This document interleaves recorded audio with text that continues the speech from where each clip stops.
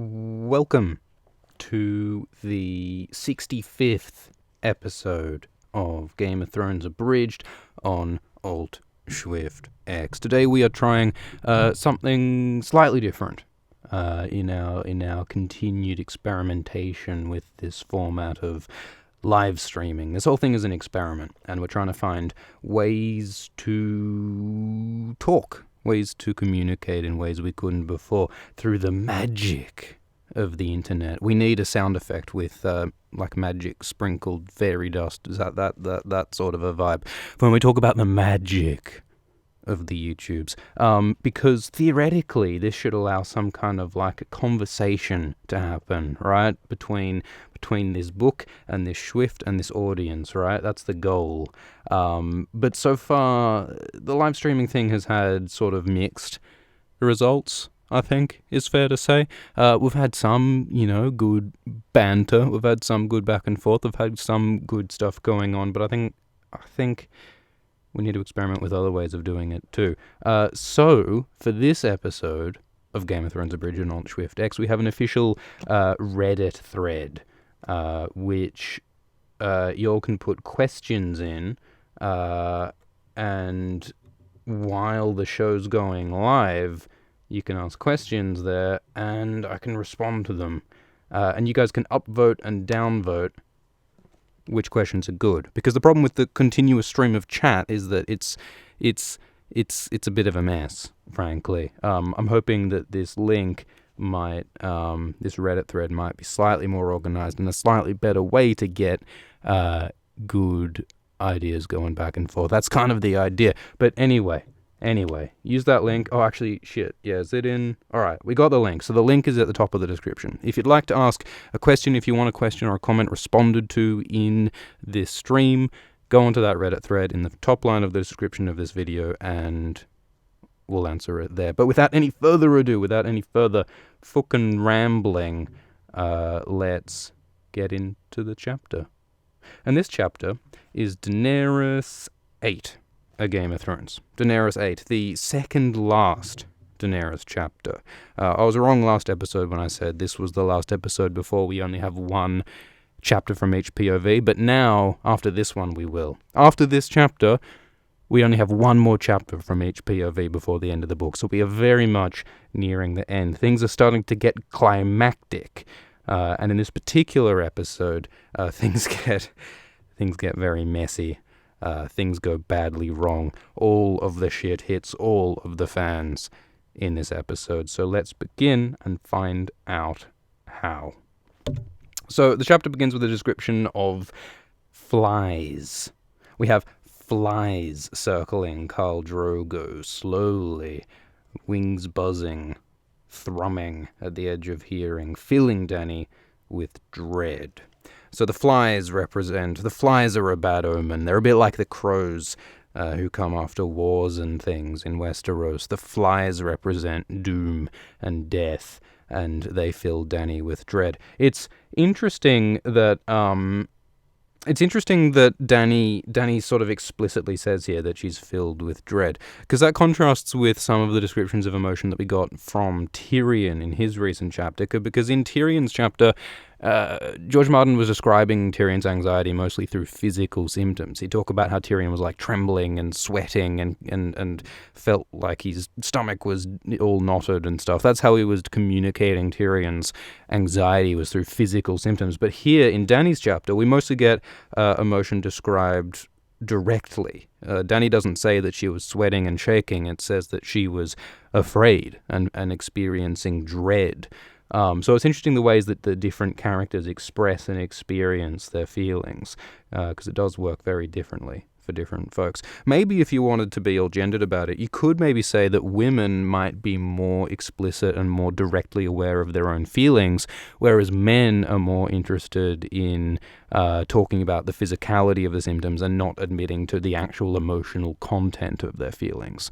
That might be the case. There are actually like psychological studies that show that different cultures experience and describe and communicate physical and emotional anxieties in different ways. For instance, Asian cultures tend to describe anxiety in physical symptoms, as opposed to Western cultures, which are more inclined to describe anxiety in emotional terms. And that's not like a stereotype. That's something that's been found with a whole bunch of research. Collectivist cultures apparently tend to talk more in terms of the physicality, and you don't acknowledge emotion in as much of a literal way in some cultures, according to research, which is pretty fascinating. But I suppose not surprising, because, different cultures, different groups of people have different ways of communicating, and of course that does extend to emotions. So Daenerys here expresses her emotions explicitly, while Tyrion in the previous chapter was mostly talking physically. And you can chalk that up to gender or culture or whatever you want to do. But yeah, welcome everyone to the stream. Can you all go onto the Reddit thing? Is the whole Reddit thing working? So I'll go... Cool. All right. So yeah, we have questions appearing on the Reddit. So the way I want this to work is, instead of being constantly distracted by what's going on in the live stream chat, I'll be paying more attention to what's going on in this Reddit thread. And so you can use a Reddit stream thing, which right, I won't go on, but I'll keep an eye on the Reddit. And I think that's where I'll respond to questions. So do upvote and downvote there if you want good stuff to rise to the top, and I'll answer the stuff at the top. But yeah, won't answer anything right now. So there are flies, and they're representing dread, and Dany is not having a very good time. The flies, by the way, are not any regular flies. They're not your regular old house fly. They're not your regular old plumbus. These are some foreign SOC fucking Dothraki nasty ass flies. They are as large as bees, gross, purplish, and glistening. And the Dothraki call them blood flies. And so they suck blood from people. They suck blood from man and horse alike, and they especially lay their eggs in the dead and the dying. Which actual flies do, don't they? Apart from the blood-sucking bit. But these flies are certainly a bad omen. And Dany describes Drogo's attitude towards these particular flies. Drogo would always, when he saw these flies around, he would pluck them out of the air like a monk, like a Chinese monk that can capture a blowfly in chopsticks. Now that's a stereotype. See, that's the difference, guys, between a cultural stereotype and a psychological research thing about emotional expression. Talking about Chinese monks and blowflies, that maybe you could say, all right, let's not even. But the point is that Drogo doesn't like these flies, and that Drogo habitually would always respond to these flies by plucking them out of the air with his manly ass hands and just smacking them out, swatting them out. He's not a fan of bugs, and that's contrasted. That behavior that Drogo always had, his hatred towards these flies, is contrasted to his response now, because we learn that Drogo now is not very well, and his response to the flies is different. But it's interesting, like, when Dany is describing Drogo's old behavior to the flies, he describes how Drogo would capture the flies in his hand, and he would hold them inside his hand long enough to hear the fly frantically buzzing before he'd squish the bug inside his hand.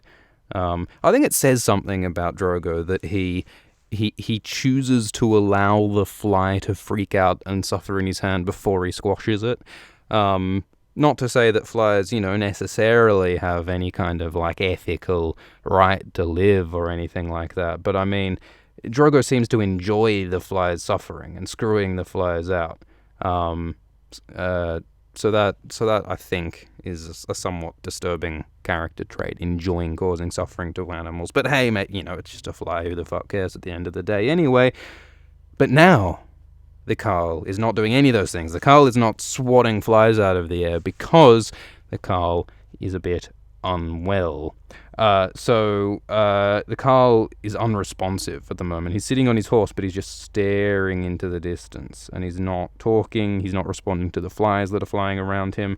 He's just not doing anything. And we describe how Drogo, his condition has worsened with this wound that he had on his chest when he got his nipples, his little Dothraki titty cut off. And remember how Miriam Azdur put that poultice on it, put that like treatment on the wound. But Drogo complained that the poultice was itching and burning, and so he tore it off after a few days. and replaced it with a Dothraki kind of healing, like a mud plaster thing, which was more soothing. And ever since, Drogo has been drinking milk of the poppy, and he's been drinking booze as well. So Drogo's been self-medicating a whole bunch to deal with the pain, which, by the way, we should remember is exactly the opposite of what Mirri Maz Duur told Drogo to do. Mirri Maz Duur told Drogo, don't use pain meds, don't drink, use my poultice. And Drogo broke every one of those rules. So one of the questions that we'll discuss in this chapter and in the next Dany chapter is the question of what was Mirri Maz Duur's intentions? Because as we'll learn, Drogo does not get better. Was that Mirri Maz Duur's plan? Or was she legitimately trying to get Drogo better? Did Mirri Maz Duur deliberately sabotage Drogo? I think the fact that, Drogo didn't follow Mirri Maz Duur's instructions and he got worse suggests that he might have gotten better if he did follow Mirri Maz Duur's instructions. So maybe it wasn't Mirri's plan to make Drogo die, but we'll talk more about that later. Another little glance at the Reddit. So yeah, the Reddit does seem to be sort of working. Ezel asks, are you prone to tangents in your everyday life? Well, does Swift have an everyday life, or does Swift only exist during the stream? That reminds me of something that happened when I was walking down the... Oh, that was a tangent.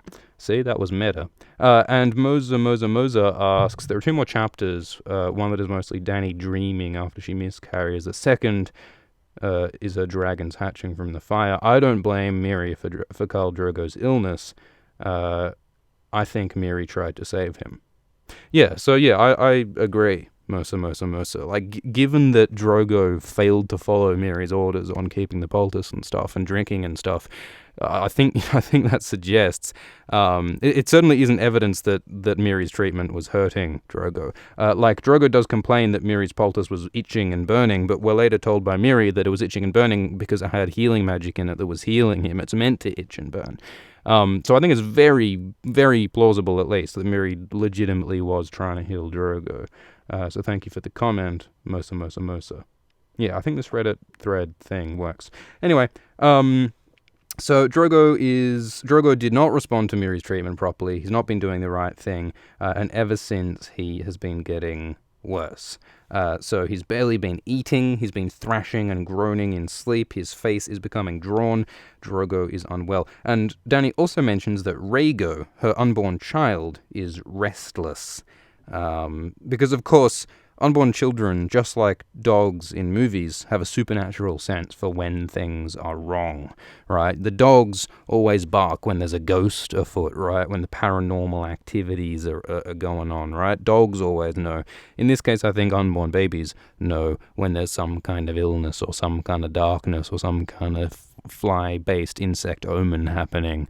That is something that the unborn child detects. Perhaps.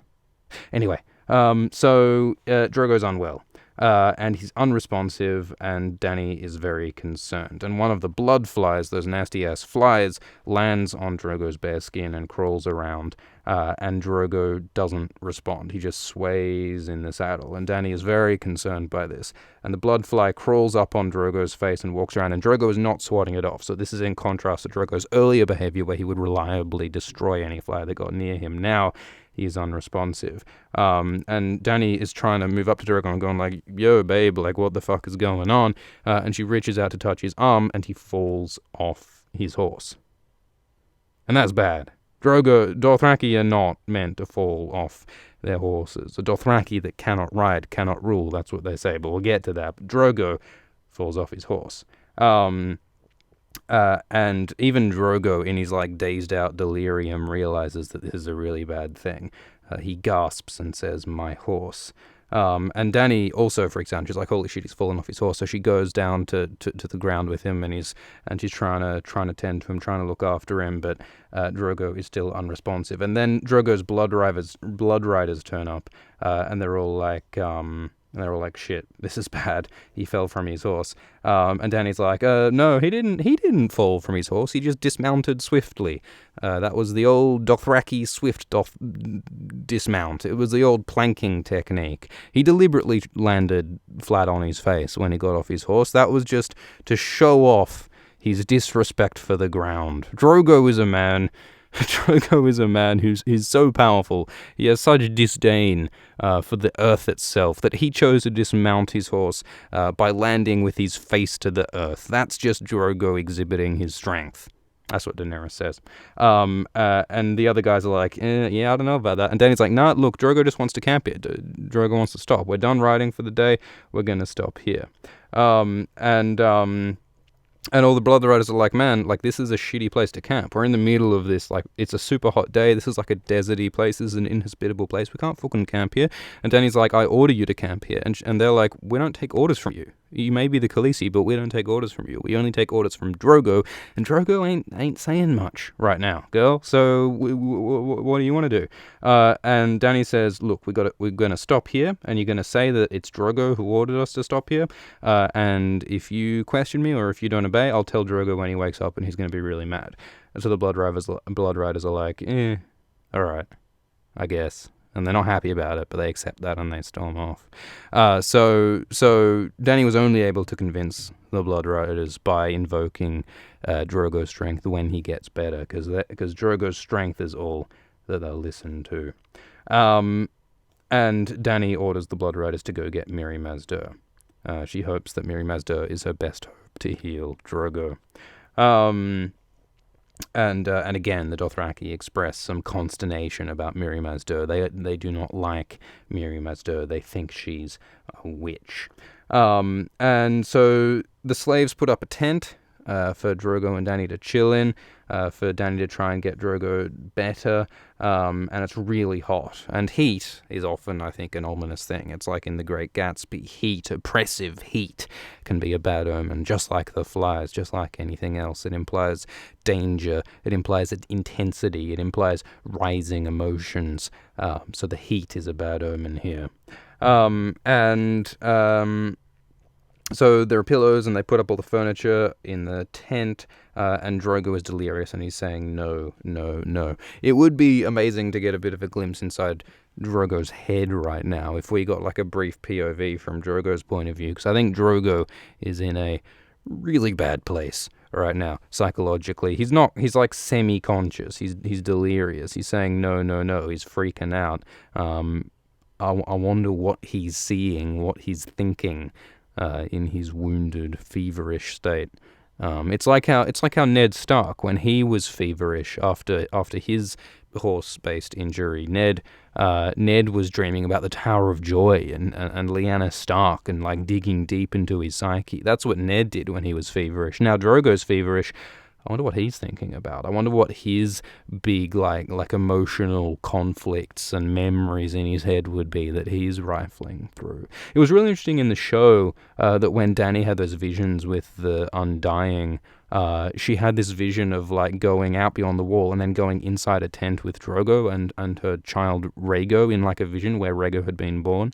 That was an interesting sort of perspective on Drogo and his relationship to Daenerys that we never got in the books. We never get much at all from Drogo's point of view. We only really see him from the outside, and he's not very communicative. So I don't know. Is there a rich inner life going on within that Dothraki warlord? Maybe not, but maybe. Who knows? I'll see if I can alter the sort of window situation. Again, this live streaming setup is not yet ideal, but we're gradually improving it. And I think it will eventually get better. Cool. So Drogo is unwell. They put up the tent, and we are up to another page. Look how efficient we are being. And Dany makes sure that the tent is closed so no one outside can see Drogo's state of delirium and weakness. Because again, Drogo's political power is only secure insofar as everyone believes that he is strong, and Daenerys' material safety and security is only in place so long as Drogo is politically powerful. So everything rests right now on Drogo appearing strong. Regardless of whether he actually is. But oh God, how do you pronounce that? Eroe? Eroe? Eroeh. That's the name of one of the slave girls who they took from Lazar, from the Lazarene, who Dany saved, well, quote-unquote saved, made her slave. And Ero says, he dies. she whispers. And Dany's measured response is to slap her across the face. This innocent slave girl, Dany physically assaults because Arrow dared to point out the obvious, that Drogo is dying. So there's a problem. And Dany does not want to believe that Khal Drogo will die. He cannot die, she says. He is the father of my child. His hair has never been cut because he's undefeated in battle. He cannot die. But then Jiqui says, well, he fell from his horse, which again is that super important thing. And then Dany, her eyes are full of sudden tears, and she turns away from them. Because even she cannot deny that Drogo fell from his horse, and that means really that it's all over for Drogo. Because a man who cannot ride cannot rule. And Dany's response to this crisis is to say, let's run a bath. Which really, I think, is often the best solution to a problem. When you're feeling overwhelmed, when you feel like there's too much going on in your life, when you just feel like you can't handle it, when you feel like you're about to be ousted politically and killed by the Horse Lords, try running a bath. It's amazing what a long bath can do to put your mind at ease. It might not solve the political situation that you're going through, but it will at least make you feel much more relaxed, much more centered, and squeaky clean. So there's that benefit too. Baths, the cure for all ails. And Drogo's unwell, and Dany is upset, and they try to cool Drogo down. They take off his clothes and stuff, and they try to cool him down with silks, with cold water laid across his brow over his burning skin, and Drogo looks at Dany, but he does not see her. So he's really just fucking grunked out right now. And they make the bath tepid water that stinks of sulfur. They sweeten it with oils and with handfuls of mint leaves. It sounds like a not entirely unpleasant cocktail. And yeah, Dany undoes Drogo's braid and takes out the bells, which is that strictly necessary? But she does it. And she tells herself that when he's well, he'll put the bells back on. But alas, that shall not happen. And then Aggo, one of the Blood Riders, says, Jorah the Andal is on the way. They call Jorah the Andal because Andal is one of the ethnic groups in Westeros of which Jorah is a part. All the Northmen are First Men, or most of the Northmen are First Men, whereas most of the Southerners are Andals. And so the Dothraki call Jorah the only Andal in the Khalasar. They call him the Andal, which is kind of a funny nickname to have, your ethnicity. It's like if someone says, the white guy, the black guy, the Inuit, the Native American, I mean, that might not fly in our society, but I mean, hey, if he's literally the only person of that group, I suppose it's a fair enough nickname. It's not like anyone else is going to turn around when you go, Andal. Whereas if you went and said, Dothraki, literally everyone would turn around. Except Jorah. So maybe if you had like a secret, and you just say, all Dothraki know this, but, well, you could just say it in Dothraki. How good is Jorah? Jorah can speak Dothraki, can't he? But anyway, we're going on a tangent. Oh, apparently it's Ernest's birthday. Happy birthday, Ernest. Have a lovely day. Save me a slice of cake. And so, bath, because baths will solve all ills, and Jorah comes into the room. And Jorah, by the way, is looking fucking fresh right now. He's looking sharp. He might be an Andal, but he's a sharp Andal. He's looking good, because he's wearing loose trousers, mottled sand silk. He's wearing riding sandals, and he's wearing a twisted horsehair belt. So people call Jorah the Bear as a member of House Mormont, but I think Jorah ultimately is also a chameleon, because he's adept to fitting into his surroundings, right? He adapts to what's going on around him. Jorah, after leaving the North, became a sellsword for a while, a mercenary, and so he fit into that sort of milieu, French. And now that he's among the Dothraki, he wears Dothraki clothing, and he does Dothraki things, and he wears what the Dothraki wear to adapt to this like hot environment, which makes a lot of sense. So yeah, as well as a bear, I think he is a chameleon. But he comes in and says, "Hey, I heard the news. I heard down the grapevine that Drogo fell from his horse. And Danny sort of confirms, but says, help him. You need to help me. You need to sort this out. Jorah is like the only person who Danny feels she can rely on right now. And so Jorah comes in. He's like, all right, let's make an assessment of this situation. Dr. Jorah is on the case. And so he says, all right, Danny, send your handmaids out so it's just you and me and Drogo, and let's have a look under Drogo's poultice. Let's see his wound. Let's see just how bad this is. And so Jorah takes his knife and he scrapes away the leaves and the mud and the poultice. Would you really make a poultice out of leaves and mud? That doesn't seem very sanitary, does it? Although I don't suppose the SOC have germ theory. But they scrape away the poultice and they open up the wound, or they have a look at the wound, and it is... it's not messy. It is messy. It's not appetizing. It's not good. It looks like Hairless Oyster's profile picture. It's a mess. I mean the YouTube one, not the YouTube one. It's a mess. There's blood and there's pus and it is black with corruption.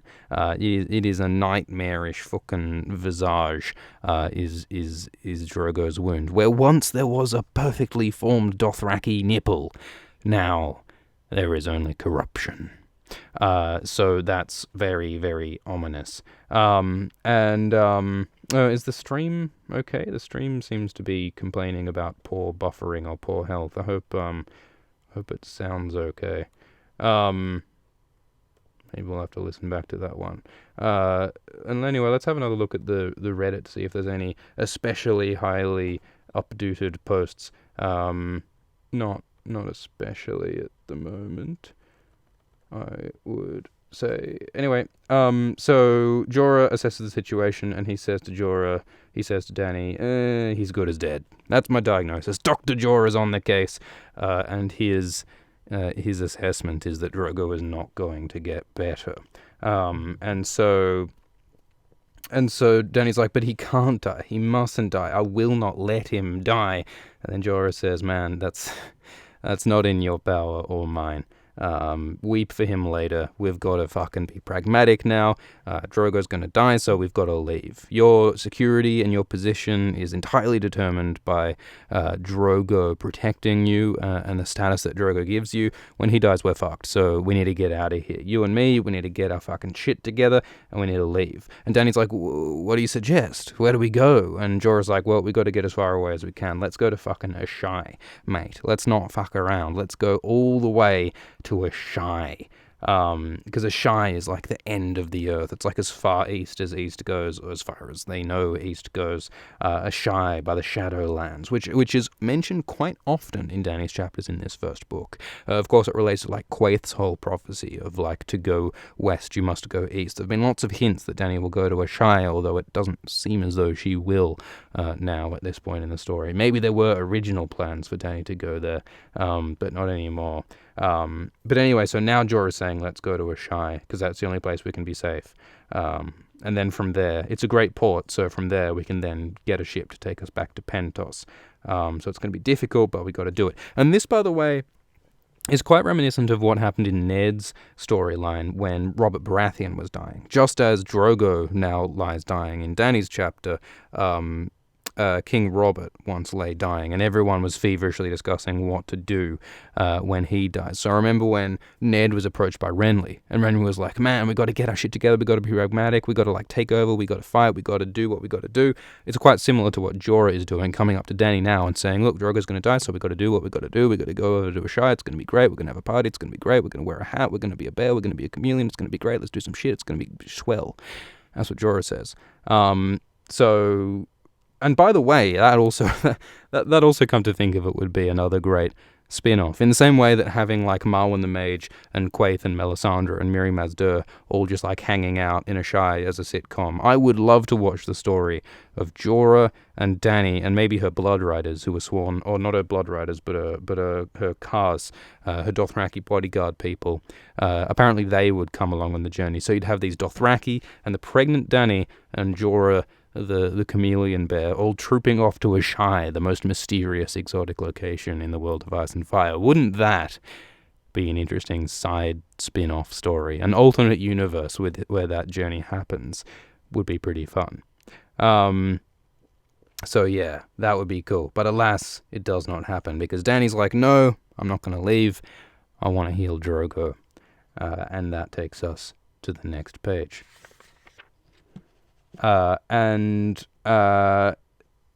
And yeah, so Jorah says that, like, we gotta leave. And Dany's like, well, but if Drogo dies, well, that just means that Drogo's son, his unborn son, my son, will be the next, he'll be the next Khal, right? He'll be the next leader. And Jorah is like, nah, that's absolutely not how it works.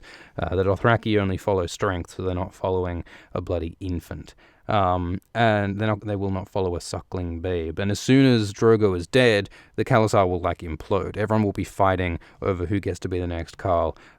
People will be leaving, people will be killed. It'll just be a giant mess. And your unborn baby, the moment he's born, will be killed.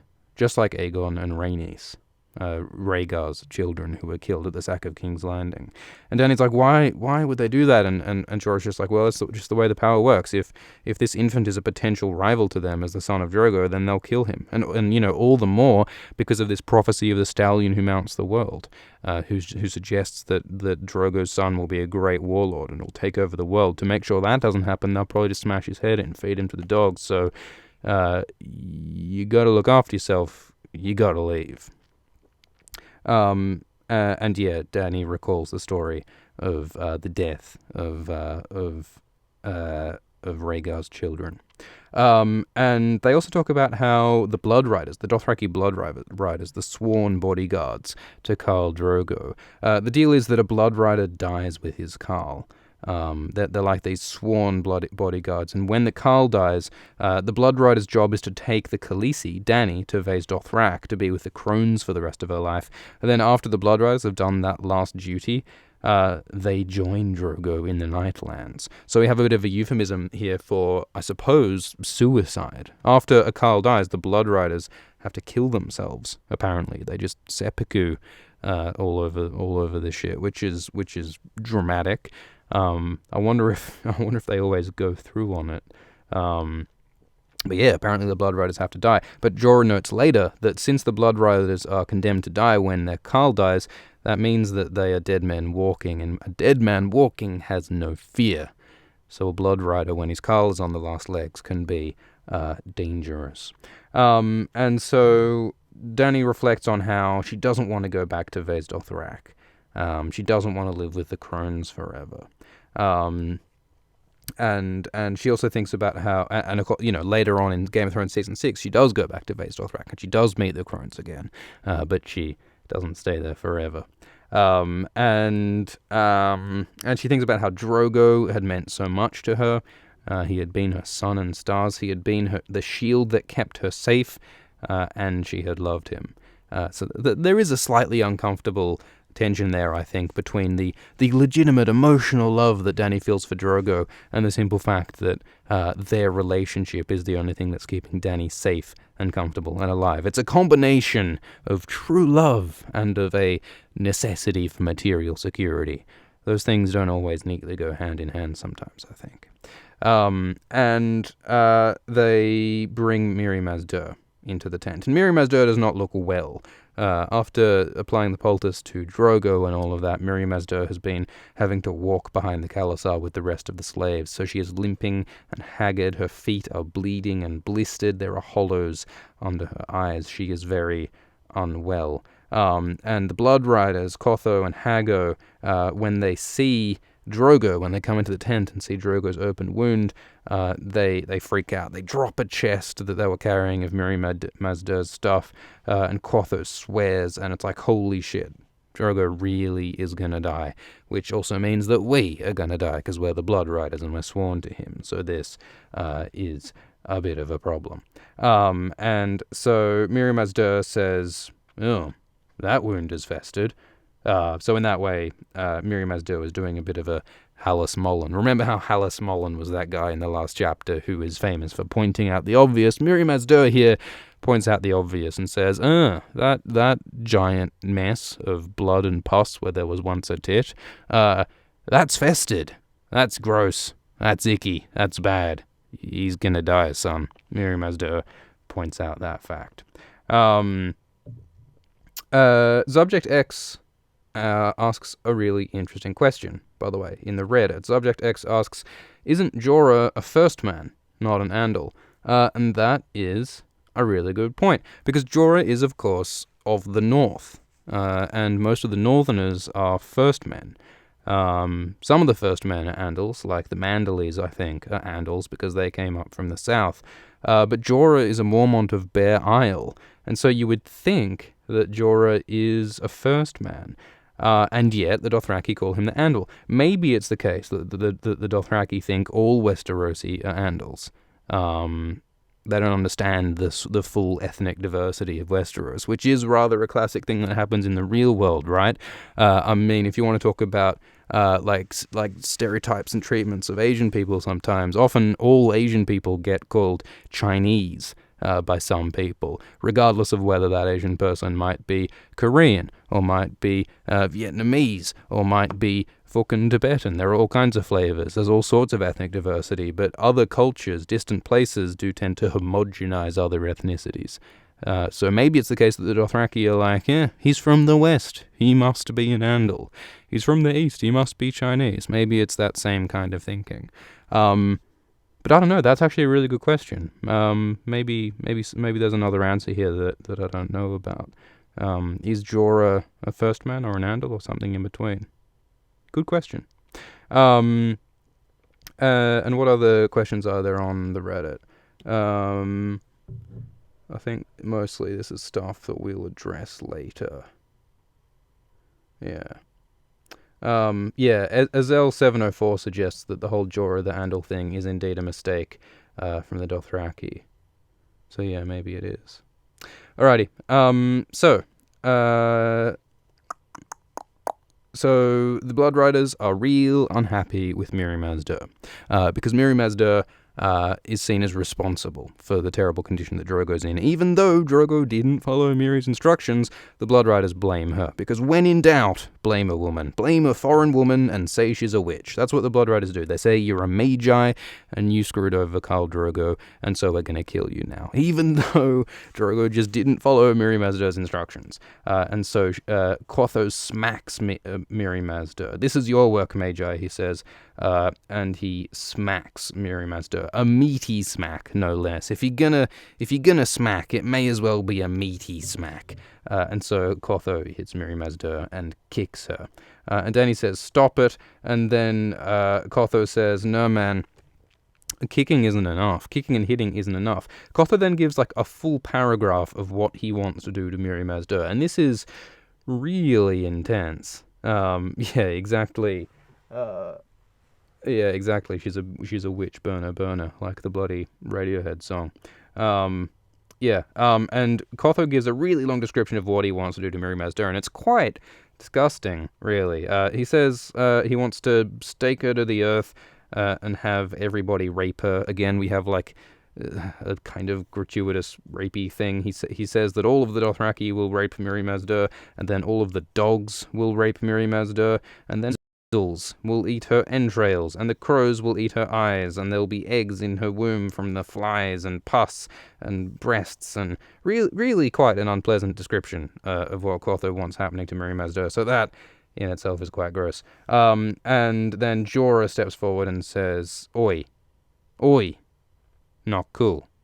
Because Quatho even threatens Dany. So Jorah's like, man, this is the Khaleesi, you can't fuck with her, I'm defending her. And then Quatho says, well, she might be the Khaleesi now, but the moment that Drogo dies, yeah, I couldn't read your name because the text color is wrong, I'll have to fix that. Anyway, and so Jorah's like, no, I'm going to defend Dany, but the Blood Rider's like, the moment Drogo dies, she ain't shit, and I'm killing her, though.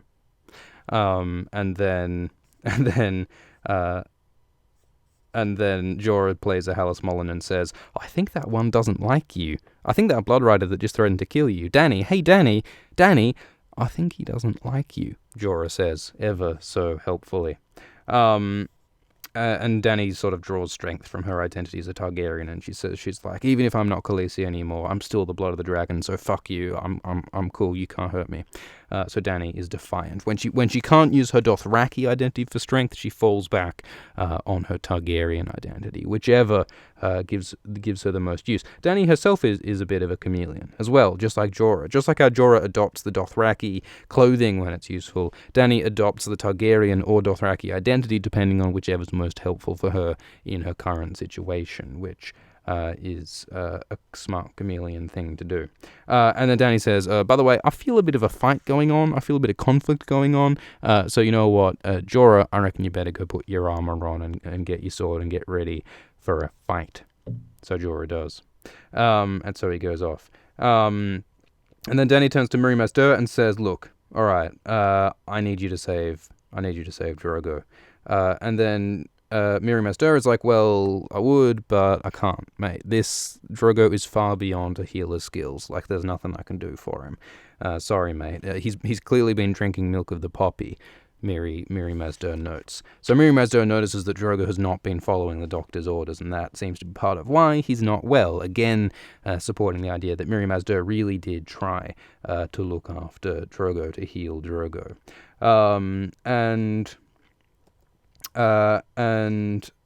Yeah, Mirri Maz Duur describes how her healing poultice was meant to work.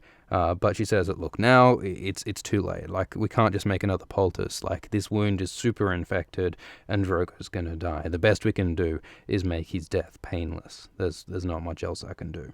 And then Dany has a bit of a sort of teenage, well, not human moment is what she has, and she experiences the grief over what's happened to Drogo and asks herself, why are the gods so cruel?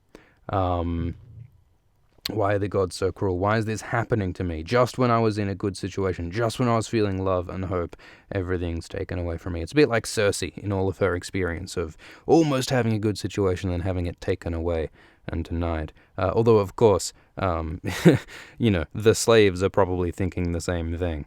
All of those thousands of slaves of the Lazarene who were taken from their homes by the invading Dothraki, they were also probably thinking, why are the gods so cruel? But here Daenerys, who is in the more privileged position, is thinking, why is my life so hard? But, she's losing her husband. Let's not belittle her suffering. And so yeah, she says, woe is me, why are the gods so cruel? And then Mirri Maz Duur says, well, actually, I think I might have an offer for you. You want some death sticks? Mirri Maz Duur says. She's like, all right, look, I mean, healing arts probably couldn't do it, but you know what could? A little bit of the old magic. A little bit of the old blood magic. Bit of those dark incantations, man. Ever huffed magic? Ever snorted a spell? Ever huffed a hex? Ever done that? You want to try a little bit of magic? She's like a drug dealer who emerges from an alleyway and says, what do you want? I can get it.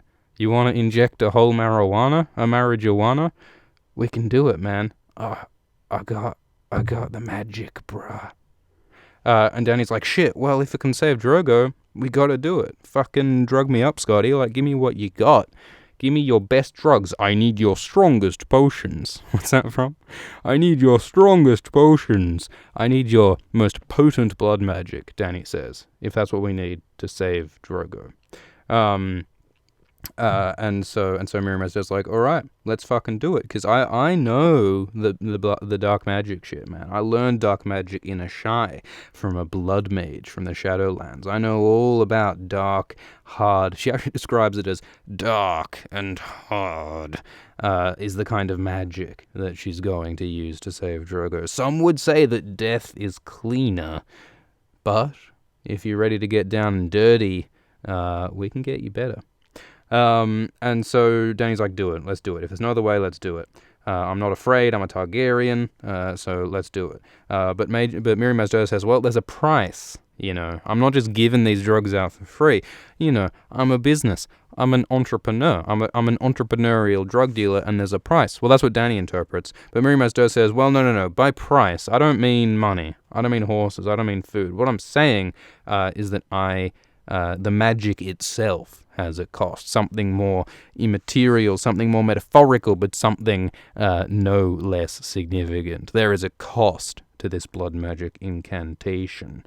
And Miriam Durst says that the cost is death, because only death can pay for life. And Dany's like, shit, my death? So for a moment, Dany thinks, wow, do I have to die to keep Drogo alive? I'll do it. Which is like, damn, apparently Dany would die for her husband who raped her several times and who she was given to as part of a shitty marriage ceremony arranged by her brother and Illyrio. Dany, for a moment, in her head, is like, yeah, I'll die for Drogo. I'll do it. Which is like, damn. But then Miriam Durst says, no, not your life. But there's also another important line here. So Dany reflects how, yeah, I would totally die for Drogo, but she thinks about how Rhaegar had died for the woman he loved. The implication being that Rhaegar loved Lyanna Stark and died for her on the Trident. So that in itself is fascinating. One of the big questions of A Game of Thrones is, what was the relationship between Rhaegar and Lyanna? Did Rhaegar abduct and rape Lyanna, or were the two in love? Or something perhaps more complicated, something in between, we don't know. But Dany at least seems to think that Rhaegar loved Lyanna, and presumably she heard that from Viserys. So who knows if that's true. Honestly, Viserys probably doesn't know shit. I mean, let's be honest. Like, Viserys was a kid at Dragonstone. And apparently everything Dany knows about Rhaegar she heard through Viserys. So when Daenerys claims that Rhaegar loved Lyanna, I don't think we can necessarily believe it. I think that should be taken with a pinch of salt, but it should also be taken with a great big heap of salt, the entire shaker of salt, when Robert says what he thinks about the relationship between Rhaegar and Lyanna. So the simple truth about Rhaegar is, I think at this point, that we don't know, but maybe we'll find out some more, and maybe that Alt-Shift-X channel will be on the case. Anyway, so Miriam Durst says, no, I don't mean your death. There will be a death necessary. There will be a death necessarily for this magic, but it won't be yours. And so Dany's like, okay, great, then do it. Which is kind of funny, isn't it? Kind of irresponsible to go, death? Well, as long as it's not mine, go right ahead. Go right ahead, sir. Do some killing. Dany is just like, okay, life is necessary, but it's not mine, so let's do it. But what Dany doesn't realize is that the life, as we will soon learn, is going to be Rhaegar's. Dany's unborn child will be the life that's necessary to make Drogo alive. So that is not what the bargain that Dany had in mind, but we'll get to that. So Dany's like, all right, let's do it. And so Drogo, meanwhile, is still writhing and delirious and screwed up and dying. But Miriam Durst says, all right, we're going to start the process. We're going to do some fucking dark-ass, dank-ass, magical resurrection shit. And she says, all right, bring in his horse. We need the horse's blood. So we're not fucking around with the blood magic here. Blood magic is surprisingly literal. The two main ingredients in blood magic are indeed blood and magic. It's the recipe's right in the name, which is always good. It's like apricot chicken. Do you guys ever cook apricot chicken? The best thing about apricot chicken is because the recipe's in the name. If you know what apricot chicken is, you know how to make it. You get apricot and you get chicken. It's exactly the same thing with blood magic. All you need is blood and magic, then you're golden. So let's continue. So the Blood Riders come back in, and they're like, you know what? Not really big on the whole blood magic situation, actually. Think that's a little bit evil and abominable, actually, to be frank. Not a big fan of the blood magic. I would actually rather kill the witch. I'd rather burn the witch. You must not do this. This is blood magic. It's forbidden. Let's not do it. But then Dany starts to rationalize and justify doing the blood magic. She's like, well, first of all, I'm Khaleesi, so I say that it's not forbidden. I make the rules around here, so blood magic's cool.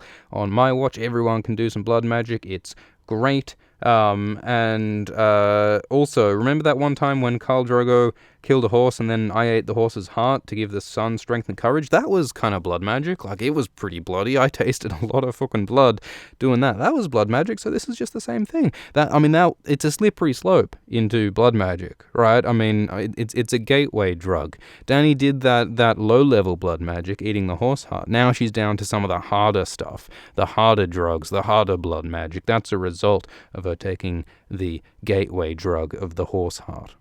Horse hearts are a gateway drug. Don't do horse hearts, kids. Don't huff hearts. And so they start the process of the blood magic. The Carl is looking very unwell, blood and pus all over him. He's in the bath.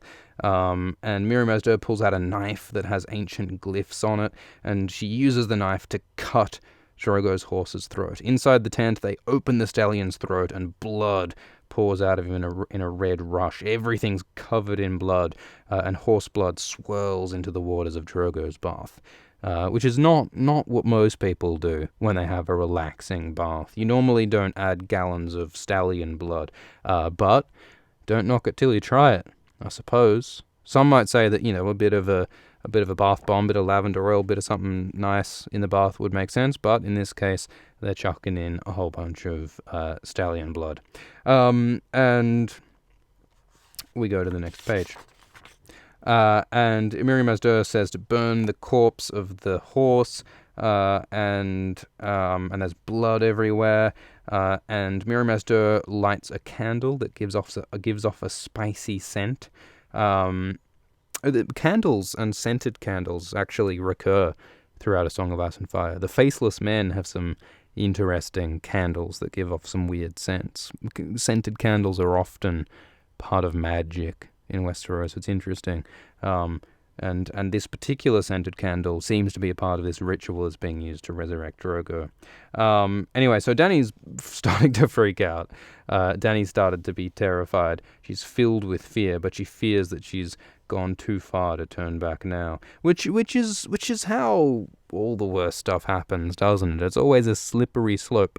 What's the old saying? The road to evil is paved with horse blood, and it's real slippery, and you slip and slide down the horse blood right into the metaphorical swimming pool of evil. No one ever is born going like, I'm gonna do some evil, let's do some nasty things. They always like, oh shit, I have to do this because the last thing I did, and then I'm on the slippery slope, and well, this one's okay because of the previous thing that I did, and it keeps escalating from there, and then you end up with, disasters. That's how shit goes down, isn't it? So Dany thinks that it's too late to turn back now, and so she continues with the ritual. And Mirri Maz Duur says, all right, we're going to start the next phase of the magic, man, and it's going to be ugly. It's going to be serious. We're waking powers old and dark here, man. The dead will dance. Shit's getting real. It's going to be a rave of the dead, like a necromantic house party. It's going to be a fucking mess, mate. You're not going to want to see this. And yeah, good point. Is it Jack Wood? Great name, Jack Wood. But Jack Wood suggests, that Randall Tarly also made Sam bathe in blood, which is interesting. So there are multiple instances of bathing in blood in Westeros. In Randall Tarly's case, Randall made Sam bathe in blood in order to be stronger, which is, not at all dissimilar to what's happening here. Because in here, the Mirri Maz Duur bathes Drogo in horse blood to make him stronger. She actually explicitly says, let the horse's strength go into Drogo. So yeah, what Randall was doing was actually very similar to this fucking blood magic that used by Mirri Maz Duur. Which is interesting in a bunch of reasons. Like, if it sort of worked with Mirri Maz Duur, why didn't it work with Randall? Why didn't that blood magic ritual on Samwell Tarly make Samwell stronger? Magic seems inconsistent and weird in a Game of Thrones. Maybe it's partly because Samwell Tarly's bloodbath would have happened perhaps like years before the start of the main series, which was before magic started growing stronger in Westeros, because magic is growing stronger throughout the series, although that mostly happened after the birth of the dragons. And Mirri Maz Duur's resurrection of Drogo happens before the dragons, so the timeline, as ever, is a bit hazy.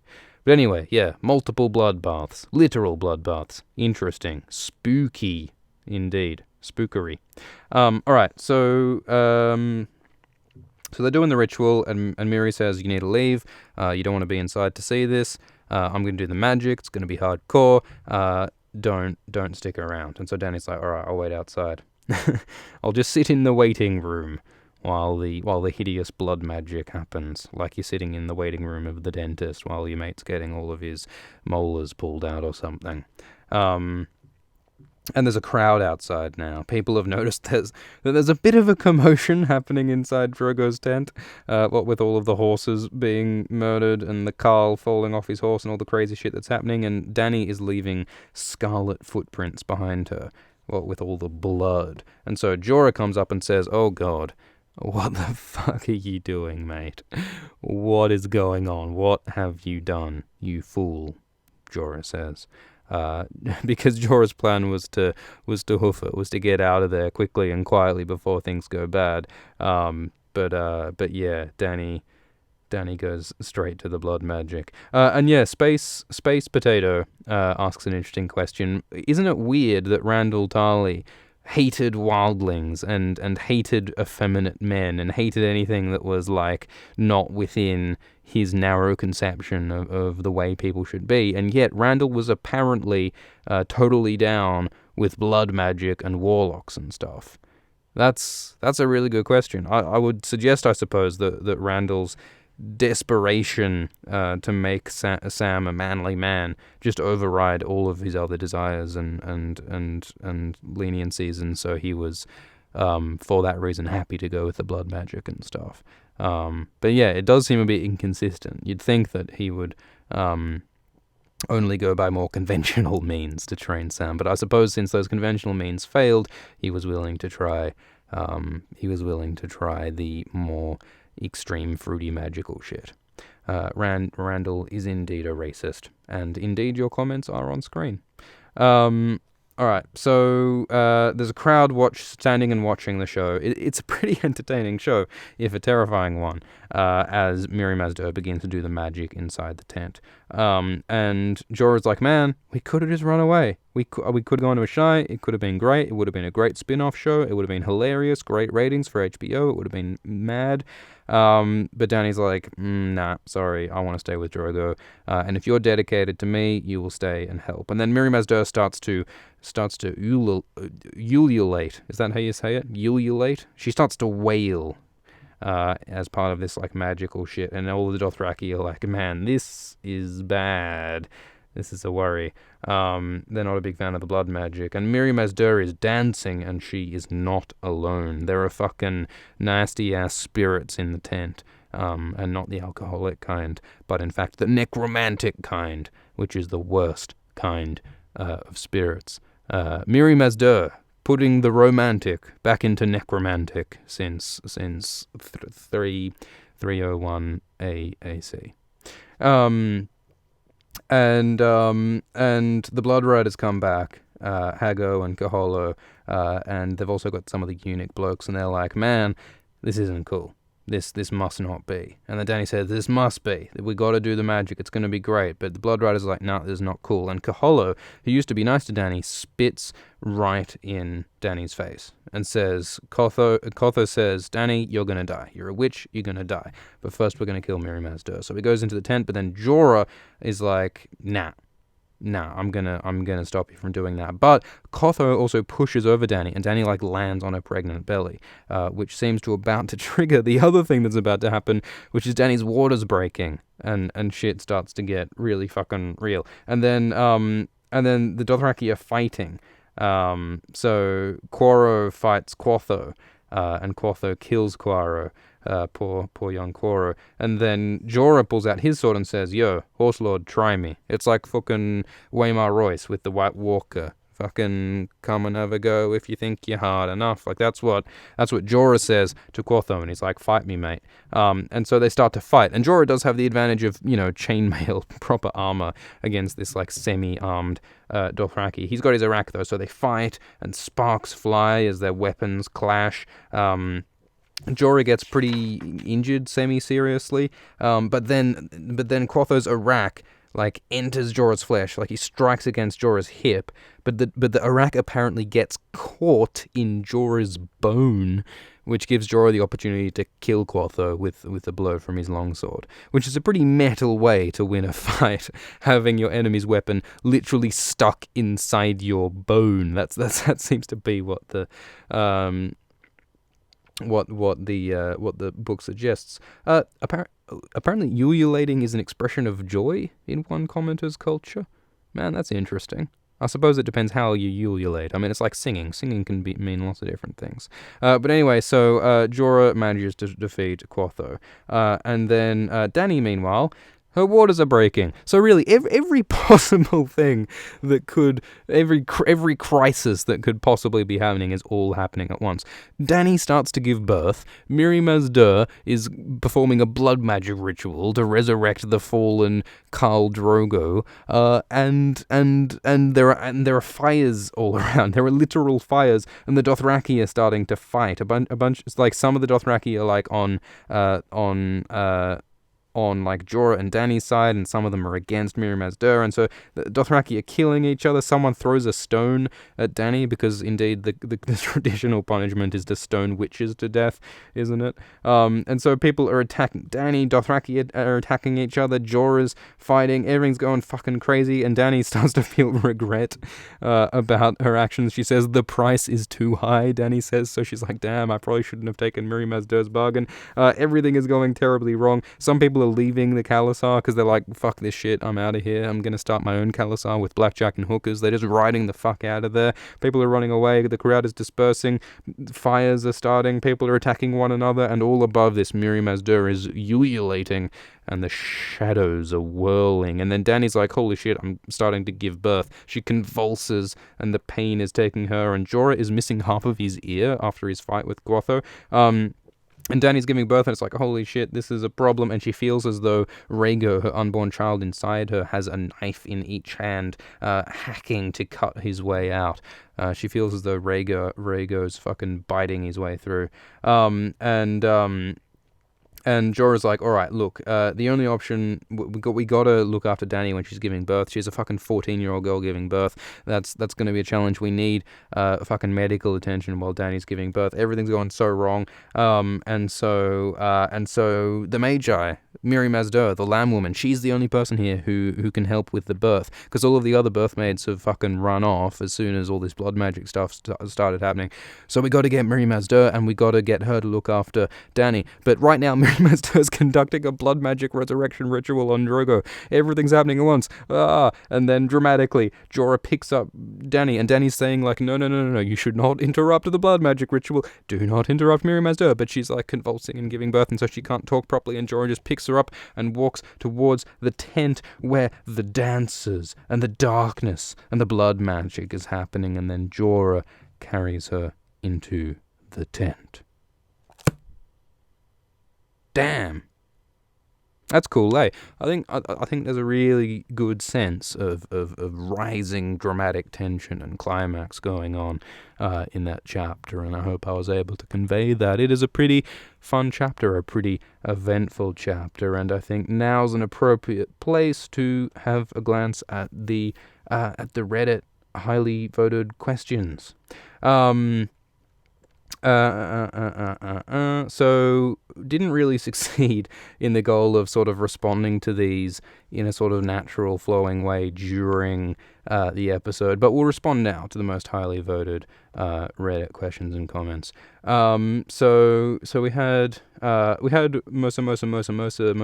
Mosa's question about whether Mirri Maz Duur was responsible for Drogo's illness, and yeah, I think it does seem like a pretty reasonable conclusion that Mirri really was attempting to heal Drogo. She gave him this particular poultice that was meant to heal him, and gave him instructions about don't drink and don't take painkillers, and Drogo didn't follow the instructions.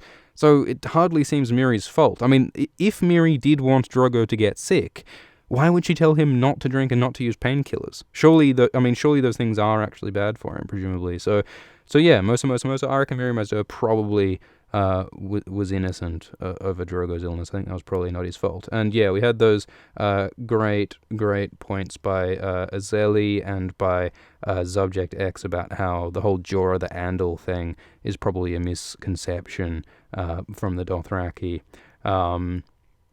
And we have a donation from 3spooked5me, who wants to hear Choke Me Daddy. So there you go. Thank you for your donation, I think. And Chief Bloodhoof asks about... Yeah, no, I agree. I agree with Chief Bloodhoof that this chapter is one of the most overtly like magical and demonic sort of chapters. Because Game of Thrones is like steeped in magic and in all sorts of crazy shit happening, but most of the time it's not overt. Most of the time it's just mentioned or it's just subtle.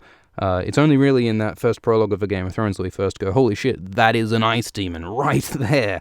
I can see it. It's like in the horror movies where most of the time, in the best horror movies, you don't see the monster right away, right? You only see glimpses of the monster. And it's only towards the end that you start to see a little bit. Like in Alien, you barely see the alien in the first Alien movie, at least not towards the end. And I think George R. R. Martin plays magic in the same way in this, where you only see little glimpses of magic most of the time, which makes it seem all the more special and all the more threatening and all the more important when you actually do finally see it. So yeah, this is a very magical chapter. Ms.